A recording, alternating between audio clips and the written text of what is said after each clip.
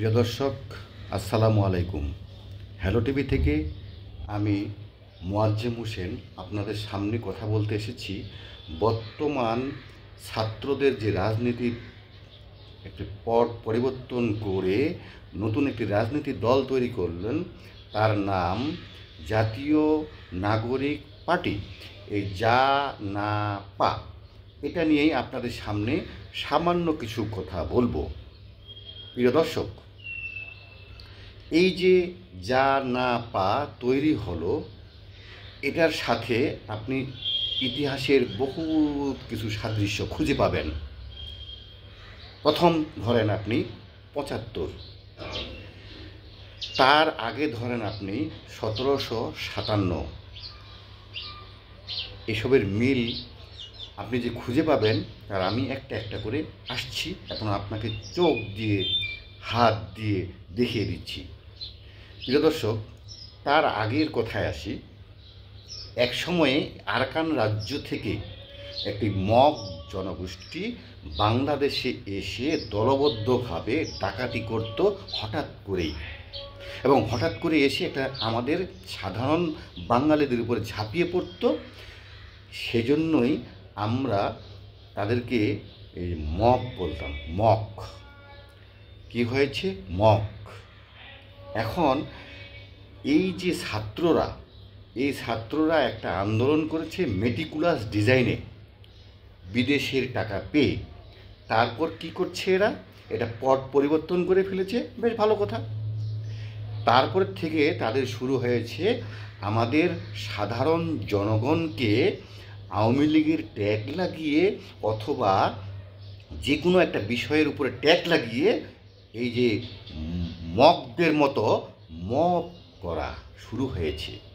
আচ্ছা ভাই, আজকে ৭ মাস হয়ে চললো, এখনও আপনারা থামছেন না কেন? এখনও শুধু সেই মগের দৃষ্টিতে শুধু মব আর মব চালিয়ে যাচ্ছেন। এটা সাধারণ মানুষ তো চোখ দিয়ে দেখছে, সাধারণ মানুষ তো হৃদয় দিয়ে অনুধাবন করছে। আপনারা কি বুঝতে পারছেন না? আপনারা একটা পার্টি তৈরি করলেন, এই পার্টি তৈরি করে আপনারা সংসদে যাবেন, কিন্তু আমাদের মতো সাধারণ মানুষকে কি আপনারা এতই বোকা পেয়েছেন? আপনাদের মতো মবরা যারা এই মব করে এখন যা না পা তৈরি করে ভদ্র সেজে ক্ষমতায় যেতে চাচ্ছেন, আপনারা কি পারবেন? এটা আমার মতো সাধারণ মানুষ স্পষ্ট বলবে, আপনারা পারবেন না। এবার আসি ১৭৫৭ সালে নবাব সিরাজউদ্দৌলা যেভাবে পরাজিত হয়েছিল, আপনি সেম কাহিনীটাই আজকে ২০২৪-এর জুলাই আগস্টের সব কিছুই সেইগুলোই পাবেন। সেই মোহনলাল পাবেন, সেই রায়দুল্লভ পাবেন, সেই মির্জাফর পাবেন, সব কিছুই পাবেন। তাহলে এরপরে হয়তো বা গণতন্ত্র ছিল না, কোনো রাজনৈতিক দল তৈরি হয়নি, বিধায় তখন ৫৭ সালের পরে বাংলাদেশে তখন কোনো এই যা না পার মতো হা না পা খা না পা তৈরি হয়নি। এবার আসুন ১৯৭৫ সালের কথা। ১৯৭৫ সালে বঙ্গবন্ধু শেখ মুজিবুর রহমান, যিনি এই বাংলাদেশটাকে স্বাধীন করার জন্য ১৪ বছর জেল খেটেছেন, এই বাংলাদেশটাকে স্বাধীন করার জন্য সমস্ত বাঙালিকে একত্রিত করেছেন। আমি মুক্তিযুদ্ধের সময়ে একেবারেই ছোট ছিলাম।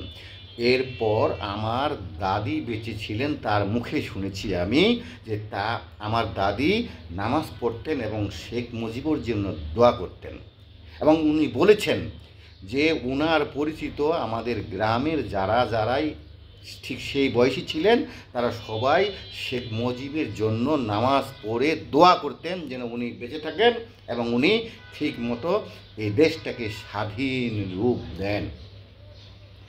আমার দাদির কথা শেষ গেল, এবার আমি আসি আমার বাবার কথা। আমার বাবা ছিলেন একজন মুক্তিযোদ্ধা। আমার চাচা মুক্তিযুদ্ধ করেছেন। আমার বাবা কিভাবে যেন একজন পাকিস্তানি সৈনিককে মেরেও ফেলেছিলেন।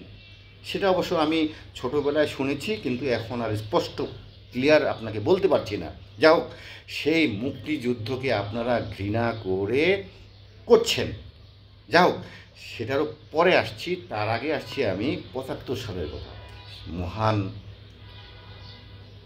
শেখ মুজিবুর রহমানকে হত্যা করার পর একটা পার্টি তৈরি করলো। কি পার্টি? সেটার নাম হলো ফ্রিডম পার্টি। ফ্রিডম পার্টির ডালপালা মোটামুটি সারা ঢাকা শহর, সারা বাংলাদেশে ছিঁড়িয়ে ছিটিয়ে দিলেন ঠিকই, কিন্তু কিছুই করতে পারলেন না। তারা সংসদে গেলেন, 2 জন না 1 জন না 3 জন যেন, সেটা অবশ্য আমার ছোটোবেলার কথা তো মনে নেই। যাও, সংসদে গেলেন, তারপরের ইতিহাস তো আপনারা সবাই জানেন। বর্তমান যে ছাত্ররা, এই ছাত্ররা যা কিছু করছে ভাই, সেই 57 আর সেই 75 সব মিলে যাচ্ছে। এখন এই যে ছাত্ররা ভাই, আপনারা যদি যা না পা এই পার্টির নাম না দিয়ে যা ম পা দিতেন, অর্থাৎ জাতীয় মপ পার্টি, আমি বিশ্বাস করেন খুব খুশি হতাম, এবং সারা বাংলাদেশের মানুষ অন্তত খুশি হতো, আপনাদেরকে সাপোর্ট করতো। যারা এমনটা চায়, যারা সন্ত্রাসী, যারা মব কালচার ধারণ করে মনের মধ্যে, তারা আপনাদেরকে সাপোর্ট করত। তাহলে কি আপনারা কিছুটা সাপোর্টার পেতেন। এখন কিন্তু সেটা আর পাবেন না, এটা আমার মনে হয়। কারণ সাধারণ মানুষ সেই 1757 সালের যে কাহিনী, সেই মীরজাফর, সেই রায়দুল্লভ, যাকে যতটুকু সম্মান দেওয়ার দরকার, যাকে যতটুকু ঘৃণা করার দরকার, ততটুকু করতে করতে করতে করতে করতে আজকে 2024-এ এসেছে, 25-এ এসেছে। এরপর 2024-এ আপনাদেরকে দেখেছে, দেখার পরে তারা কিন্তু আবার সেই রূপটাই আস্তে আস্তে বুঝতে পেরেছে যে আপনারা সেই রূপেই ধারণ করে 2024-এ এসেছেন। কাজে এখানে মীরজাফর আছে, এখানে রায়দুল্লভ আছে, এখানে মোহনলাল আছে, মোহনচাঁদ, করমচাঁদ ইত্যাদি ইত্যাদি, সব কিছুই এই 24-এ ধারণ করেছেন।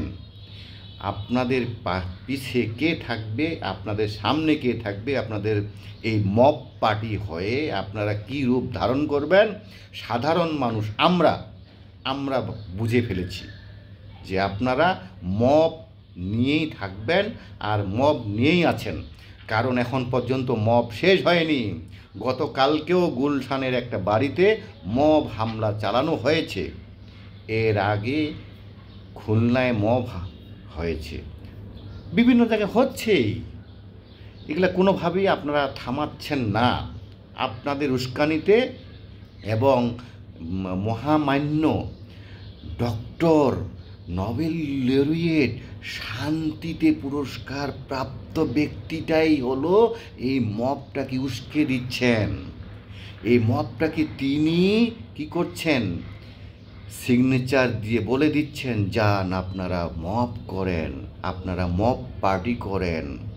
হায় রে দেশ, আমরা কার হাতে এখন এই দেশটাকে ছেড়ে দিয়েছি?